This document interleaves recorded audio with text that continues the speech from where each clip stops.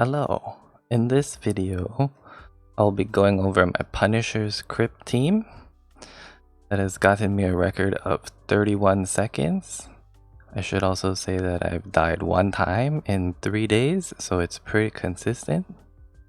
I'll go over the boss's skills, why I use each monster, and give some tips that I've learned along the way in building this team.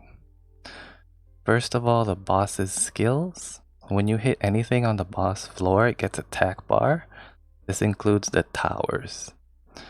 Since the left tower cleanses and has AoE attack break, we hate the left tower the most. The right tower gives the boss attack bar and speed buff, which is not as bad, but we don't like the right tower either. So my first tip is to not use revenge runes. Since the left tower has an AoE that hits you, it can trigger your revenge. Which, when you hit the tower with the revenge, it gives the tower attack bar. Which means the boss gets cleansed, your team gets attack break, and it's not very good.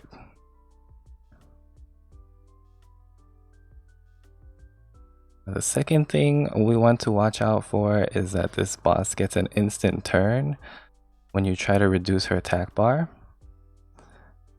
Since this boss also steals your attack bar, which with all of her hits, like her turns become exponential, so you don't want to give her any extra attack bar than needed.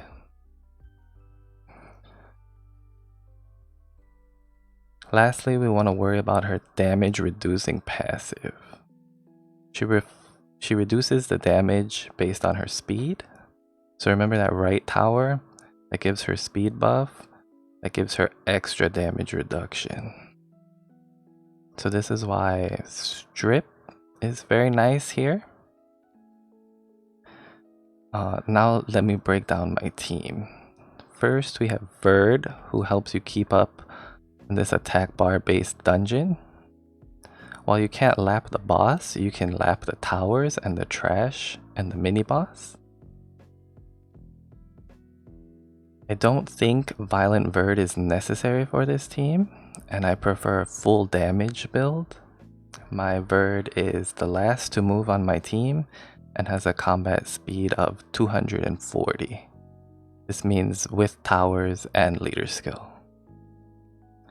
Kali is here instead of the Wind Barbarian King.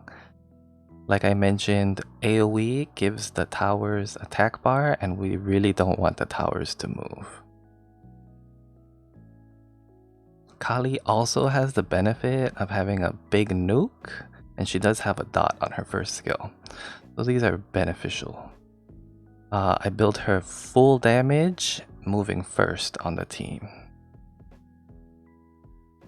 Joltan is probably the most important piece of the puzzle, being as he has dots, defense break, as well as reflects damage every time the boss crits. It makes him really good for tanking the boss.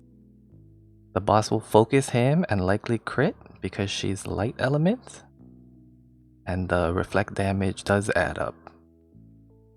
A key to a high success rate in this dungeon is to have a really fat Joltan, as much HP as possible. I tried resistance on Joltan, but I found that it's very inconsistent, so I went for maximum HP instead. I think shield runes on Joltan is very nice to help the rest of your team survive. If something bad happens, like you don't land defense break, or they derp, because it's bound to happen with the AI. Joltan is the first monster that we need to worry about accuracy. I believe 25 accuracy minimum, but I try to shoot for 30 on all of my debuffers. Next on the team is Rauk. Rauk's primary focus is to help clear the waves with the defense break, the team up, and the extra turns from his passive, he can speed up the waves quite a bit. I run Violent on mine, but I don't think Violent is necessary. I think full damage is just as good. Again, I shoot for 30 accuracy. I want to note that for my team specifically, I have it tuned so that if Kali does her third skill, then Joltan will move second. And if Kali doesn't use her third skill, then Rauk will move second.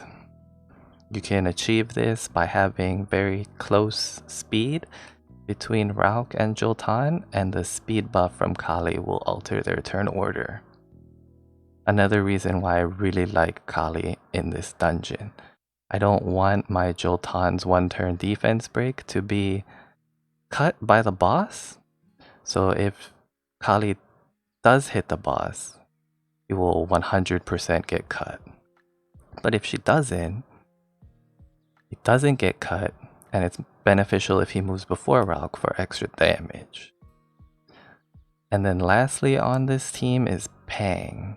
Pang is the most optimal damage dealer I've found with her slow and strip. She also speed scales, which is awesome with Kali. If the right tower does move and put the speed buff on, she can remove it or reduce it to 1 turn so the boss won't have speed buff the next time she moves. She also elongates Joltan's 1-turn defense break, which is very nice for the second rotation of attacks. And I feel that full damage Pang is much better than violent Pang.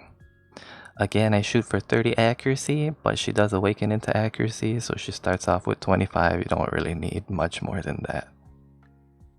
I've tried many variations and different units to find the optimal team for this dungeon, and this is the most optimal team that I've found so far.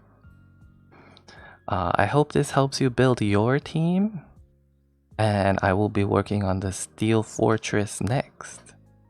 Thanks for watching.